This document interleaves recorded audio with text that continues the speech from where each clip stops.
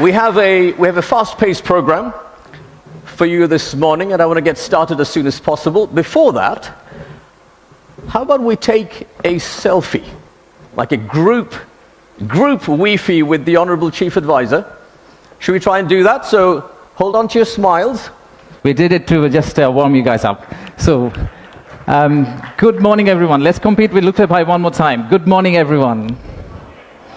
Thank you, thank you. Thank you for everyone for coming from such long distance. And we apologize for ones that we could not manage to give accommodation. We had exceptional level of interest for the summit, which is really great to see for us. My first slide is thank you slide. That's not the last slide. We just wanted to thank all of you for kindly coming and joining the summit. So the purpose of the summit is today, sitting in this forum, we would like to say that we are open for business, and we're really committed to win business from all of you. And to do that, we have already thrown Lutfi Siddiqui at you, not literally, but verbally. We'll also throw a Nobel Prize winner at you. We'll do anything to make sure that we win business from you. But first, I would like to take you to future. Let's think about a movie, Back to the Future. Let's go into that set and imagine that we are in 2035. In 2035, how would Bangladesh look like? You'll all be here again. My successor is going to be here presenting. That will be the 10th investment conference for us. And in that conference, we will not be talking about a rising economy, but we'll be talking about a regional manufacturing powerhouse. A country that's connecting east to the west, a bridge that connects Himalayas to Bay of Bengal, a manufacturing hub that is infested by global investors and local investors who are now exporting to the rest of the world. That vision, that imagination is what's driving us today. But it all started actually about 8 months ago. So from the future, let's go back in time to August 5th, 2024. It's a personal story for almost all of us. Unfortunately, I was in Singapore in an investment banking trading room, but my family was here. My wife was on summer holidays. My brother, who came from Cambridge for summer holidays as well, they were all out on street, part of the protest. So at around noon Singapore time, I asked them, what's going on? What's happening in Dhaka? So what they did was they were part of a crowd. They looked forward, they took a selfie. Sorry, not a selfie, a photo what's ahead of them, and they turned back and took another photo of what's behind them. So this first photo was what was ahead of them. And this one was what was behind them. So we need to digest exactly what happened at that time. The young population, the entire youth, was out on the street, demanding transparency, demanding opportunity, demanding democracy, demanding freedom of speech. And that's what has brought us here today.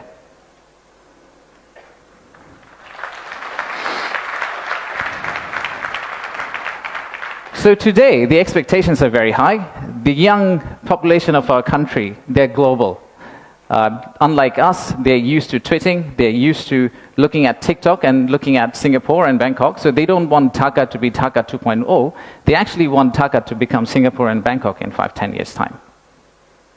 So how do we get there? That's the expectation we have.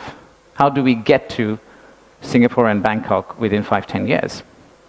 How do we unlock the energy that we got during the August Revolution? How do we harness that energy and convert it into employment generation and industrialization? The story for Bangladesh was always there. A lot of you already know about it. We have 180 million domestic market. We have a young population. Almost half of it is less than 25 years old. The middle and affluent class is about 35 million people, which is as big as the Malaysian total population. We have many, many other factors that has led to where we are today. And actually, I must say that there are companies who have been here for more than 100 years and have made exceptional returns compared to the global markets.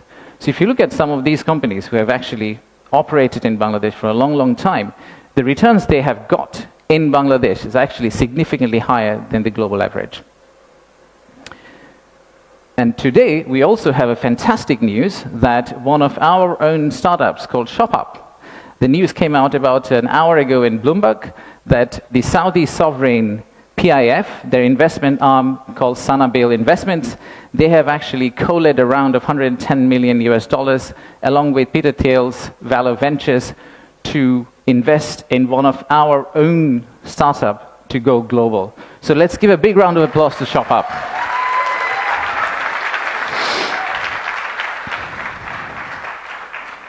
So that's today. That's today. So what's tomorrow? How do we go from here to the vision we had for 2035?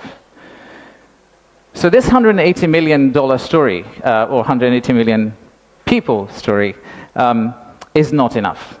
I think we need to redefine market. We believe the market is actually much larger. When we talk about market, we should be talking about a much larger regional market which you could potentially serve out of Bangladesh. You set up your factory here, you export out to all these markets. At the same time, I would expect these markets to set up their factories and push it back to Bangladesh. Use the ports of Bangladesh and potentially export out to the rest of the world. So the narrative that we've had of why invest in Bangladesh is not really a domestic market 180 million story. It is a regional story and it's a global story. To further strengthen ourselves, we have decided to enhance our port capacity. In Chittagong area, what you see now, we are actually tripling that within the next few years, which is essentially allow this region to consider Bangladesh as one of the biggest logistical hubs. However, that's not all. We need to do a lot more. So at the beginning of interim government's period, we actually decided to talk to more than 200 CEOs and entrepreneurs who actually are doing business in Bangladesh today. And we wanted to understand how can we convert our critics into our ambassadors. They are the only ones who could potentially bring business for us. They are the only ones who, if they've traveled abroad and say Bangladesh is a great place for business, that's when we are likely to get more investment. So we divided all their complaints into two groups, or the solutions that came out of their complaints. The list of challenges are very long. It's from the earth to the moon and back. But we whittled it down to a few action items, some of which are short-term wins, so some of that you see here, some of which are actually long-term policy reforms that we would like to also undertake and set the direction of travel for the country in the right course so that the incoming government, the next government, the political parties who come and start driving this economy, they can follow the same script for us. I'll give you a few examples. Let's start with, we talked about a true one-stop service. There are two elements of one-stop service. The first one is the human element, and then there is the digital element. In the human element piece, what we have decided to do is we are going to co-locate the primary agencies, the high touchpoint agencies for our investors in one location. So that instead of the investors walking around different ministries, and we have a lot of them in Bangladesh, they all come to one office and they end up meeting everyone. We've also decided, like banks, and I am from banking, I guess that helped, that we are going to set up a relationship management team under BIDA. What it would essentially do is, just like a corporate banking, relationship banking manager, he would hold hand of the investor and walk them around the landing process. Let's take another example. Our friends in National Board of Revenue helped us set up the authorized economic operator. It's essentially the green channel, or widely known as the green channel setup, where if you're a good customer, you are able to circumvent some of the custom checks and fast-track your process through the ports. That has been picked up as one of the biggest challenges that we have, the time it takes to go from your factory all the way to your customer. And finally, let me show you one more example of policy change. So as you all know, there are many government agencies. We also know there's private sector. the dialogue between private sector and government agencies has not necessarily always been the most collegial. So how do we break that apart? The first thing we need to do is to club the government agency into one. We need to show one face. We need to be one outfit for our customers, our investors. And then create a bridge between our private sector and the government of Bangladesh. So what we are planning to do is to set up a private sector advisory council that will actually counsel the head of state directly on a regular basis, essentially voicing the changes that they would want to drive the economy forward. So these are some of the examples of what we are planning to do.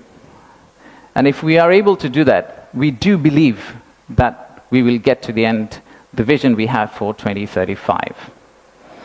Now, of course, there are many, many other factual reasons, statistics, tables, Excel files that I can share with you to tell you why you should invest in Bangladesh. In fact, the next slide will have a QR code which you can scan and download, which will have essentially this presentation. So you didn't have to take the photos of the presentation, by the way. You will have this presentation, and you will also have an appendix of facts and figures and why we think competitively we're actually in a very better place than our competitors. So please watch out for the QR code. But before I go there, I would really like to finish off with this. There are economic reasons to invest in Bangladesh, but I really don't want you to invest in Bangladesh for the economic reasons.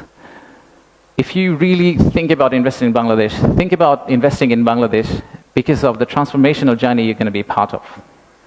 For the odd mixture of warmth and resilience our people have,